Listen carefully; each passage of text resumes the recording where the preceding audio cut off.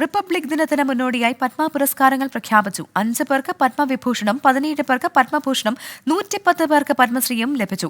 മുൻ ഉപരാഷ്ട്രപതി എം വെങ്കയ്യ നായിഡു, നടൻ ചിരഞ്ജീവി, നർത്തകി പത്മ സുബ്രഹ്മണ്യം എന്നിവർക്ക് പത്മവിഭൂഷൺ ലഭിച്ചു.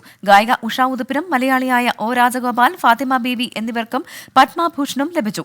മലയാളികളായ Sathyanarayana Baleri, P Chithran Namboothiripad, E P Narayanan, Muninarayana Prasad, Aswathi Thirunal, Gowri Lakshmibai തമ്പുരാട്ടി, സദനം ബാലകൃഷ്ണൻ എന്നിവർക്ക് പത്മശ്രീയും ലഭിച്ചു. വളരെ സംതൃപ്തിയുണ്ട്. പൊതുജനങ്ങൾക്ക് വേണ്ടി നിഷ്പക്ഷമായിട്ട് പ്രവർത്തനത്തിന് തീർച്ചയായിട്ടും അവരുടെ അംഗീകാരം കിട്ടും എന്നുള്ളതായ ബോധ്യമുണ്ട്. അത് കൺഫേംഡ് ആയിരിക്കണം. കൂടുതൽ ആളുകൾക്ക് ഈ ഒരു പൊതുപ്രവർത്തന മേഖലയിലേക്ക് കടന്നു വരാൻ ഈ അവാർഡ് ഒരു പ്രചോദനമാവും, പ്രേരണയാവും അവർ തീർച്ചയായിട്ടും ചെറുപ്പക്കാർക്കും.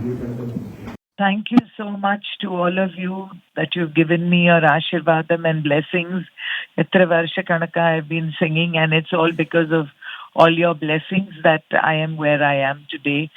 I really thank my audiences and of course our government for recognizing my work.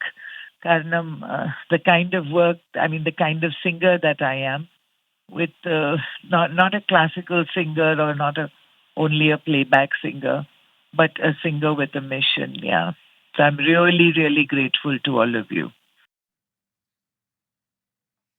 Balram Nedungadi ചേരുന്നുണ്ട് വിവരങ്ങളുമായി ഡൽഹിയിൽ നിന്ന്. ബൽറാം, വിവിധ വിഭാഗങ്ങളിലായി എങ്ങനെ 2024 പത്മ പുരസ്കാരങ്ങൾ പ്രഖ്യാപിച്ചിരിക്കുകയാണ്.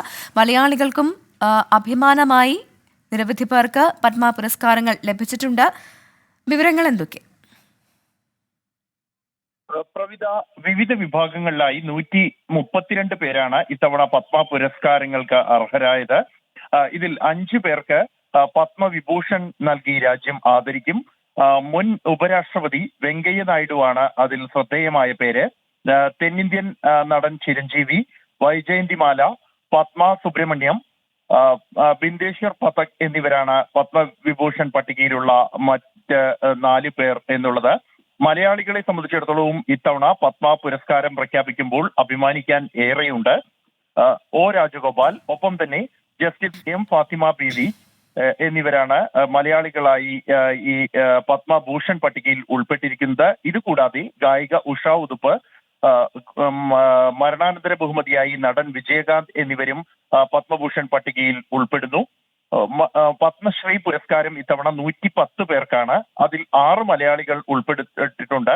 കാസർഗോഡ് സ്വദേശിയായ നെൽകർഷകൻ സത്യനാരായണ ബലേരി, ഒപ്പം തന്നെ തെയ്യം കലാകാരൻ നാരായണൻ ഇ പി, കഥകളി ഗുരു സദനം ബാലകൃഷ്ണൻ, മുനി നാരായണ പ്രസാദ്, അശ്വതി തിരുനാൾ, ഗൗരി ലക്ഷ്മിബായി തമ്പുരാട്ടി എന്നിവരെ കൂടാതെ ചിത്രൻ നമ്പൂതിരിപ്പാടിന് മരണാനന്തര ബഹുമതിയായി പത്മശ്രീ പുരസ്കാരം നൽകിയിട്ടുണ്ട്. കലാ, സാഹിത്യ, സാംസ്കാരിക, ആരോഗ്യ മേഖലകളിൽ നിന്നായി, ഇത്തരത്തിലുള്ള വിവിധ മേഖലകളിൽ നിന്നായി 132 പേർക്കാണ് ഇത്തവണ പത്മ പുരസ്കാരങ്ങൾ പ്രഖ്യാപിച്ചിരിക്കുന്നത്. പ്രവിധ.